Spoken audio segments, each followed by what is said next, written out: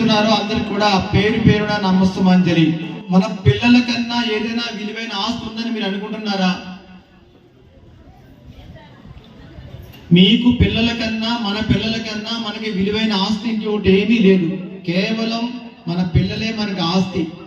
ఉదాహరణకు మీకు 2 ఎకరాల భూమి ఒక పక్కన పెట్టి, మీ అమ్మాయిని అబ్బాయిని ఒక పక్కన పెట్టి, మీకు ఏది కావాలని అడిగితే మీరు ఖచ్చితంగా మీరు ఏమడుగుతారమ్మా? ఏమడుగుతారు? 2 ఎకరాల భూమి అడుగుతారా, లేకపోతే నేను బిడ్డ అడుగుతారా? పిల్లని అడుగుతారు. అలాంటి ఆస్తి ఈ స్కూల్లో పెట్టారు మీరు. 365 రోజుల్లో 230 రోజులు స్కూల్ పనిచేస్తూ ఉంటుంది. అలాంటి స్కూల్లో మీ పిల్లల్ని పంపించారు. అంతకన్నా ఆస్తి ఇంకొకటి లేదు.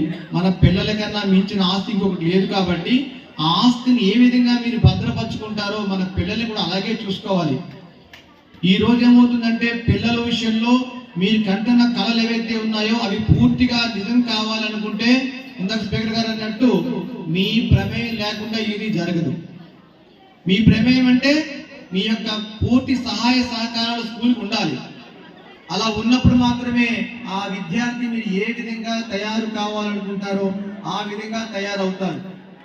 ప్రతి ఉపాధ్యాయుడు అనుకుంటా ఉంటారు, నా స్టూడెంట్ ఎవరైతే ఉన్నారో 100కి 100% వాళ్ళు 10వ తరగతి మార్కుల్లో అత్యధిక మార్కులతో వాళ్ళు పాస్ కావాలని కోరుకుంటారు.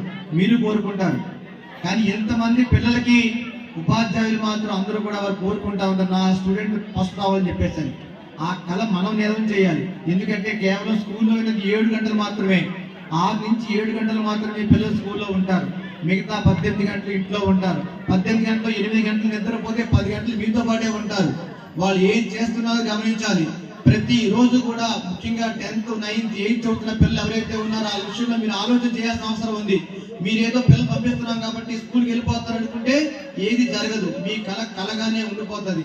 ఆ కళ నిజం కావాలంటే మాత్రం 100కి 100% కూడా మీరు పూర్తిగా మీ సమయాన్ని పిల్లల మీద పెట్టండి. మీరేవైతే మీ యొక్క ఆలోచనలు, వ్యసనాలు ఏమైనా ఉంటే అవి పక్కన పెట్టి పూర్తిగా పిల్లల కోసం సమయం కేటాయించండి. స్కూల్లో ఏం చెప్పారని మీరు ప్రతిరోజు అడగాలి. మీరు ఏం చెప్పారని అడిగితే పిల్లలు ప్రయత్నం చేస్తారు, అమ్మా ఇది చెప్పారు, ఇది చెప్పారు, ఇది చెప్పారు. మీకు అర్థం కాకపోయినా పర్వాలేదు, మీ సైన్స్, లెక్కలు, ఇంగ్లీష్ ఏమి రాకపోయినా పర్వాలేదు, మీరు సమయం కేటాయించండి. మీ పిల్లల దగ్గర ప్రతిరోజు కూడా 2 గంటల పాటు మీరు కూర్చోవాలి. అదేవిధంగా మీరు నిద్ర లేచే సమయాన్ని కూడా మీరు మార్చుకోవాలి. ఎవరైతే అమ్మా నాన్నలు నిద్ర మానుకొని వాళ్ళ పిల్లలు చదివించారో ఈ రోజు ఆ పిల్లలందరూ కూడా పై స్థాయిలో ఉన్నారు. ఎవరైతే ప్రతిరోజు 5 గంటలు లేచి నా పిల్లల్ని చదివించుకోవాలని ప్రయత్నం చేస్తారో వాళ్ళ పిల్లలు ఉపాధ్యాయులుగా ఉన్నారు, ఈ రోజు ఇంజనీర్లుగా, డాక్టర్లుగా ఉన్నారు ఈ రోజు. కాబట్టి మీరు అలాంటి పిల్లలు మీ పిల్లలు కూడా కావాలనుకుంటే 100% మీరు కూడా ప్రతిరోజు 5 గంటలు లేగండి, లేచి మీ పిల్లల్ని చదివించండి. అదేవిధంగా సాయంత్రం కూడా వాళ్ళకి ఏదైనా స్నాక్స్ పెట్టి ఆ తర్వాత వాళ్ళకి ఏది కావాలో అవసరాలు పెట్టి తప్పకుండా వాళ్ళతో పాటు మీరు కూర్చోండి. 10వ తరగతి విద్యార్థులు, ముఖ్యంగా 9వ తరగతి విద్యార్థులు ఎవరైతే ఉన్నారో వాళ్ళ అమ్మా నాన్నలు ఎవరైతే ఉన్నారో మీకు ఈ 2 నెలల్లో మీకు పరీక్షగా మీరు భావించాలి. మీ పిల్లల పరీక్ష కాదు, మీకు పరీక్ష.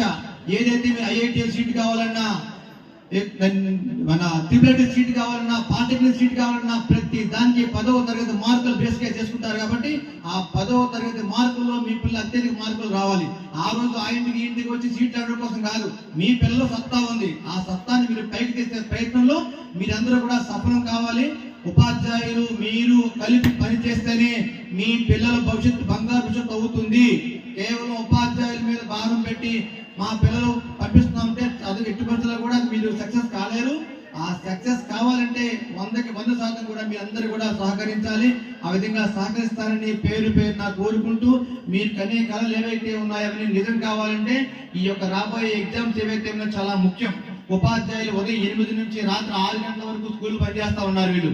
ఆ విధంగా మీరు కూడా మీ సమయాన్ని వెచ్చించి మీకు ఎన్ని పనులున్నా పక్కన పెట్టి, టీవీలు ఉన్నా ఏమున్నా అన్ని పక్కన పెట్టి కేవలం మీ పిల్లల కోసం మీరు ప్రయత్నం చేస్తారని చెప్పేసి ప్రతి అమ్మ నాన్నను తల వంచి శిరస్సు వంచి నమస్కరిస్తున్నాను. జై హింద్, జై భారత్.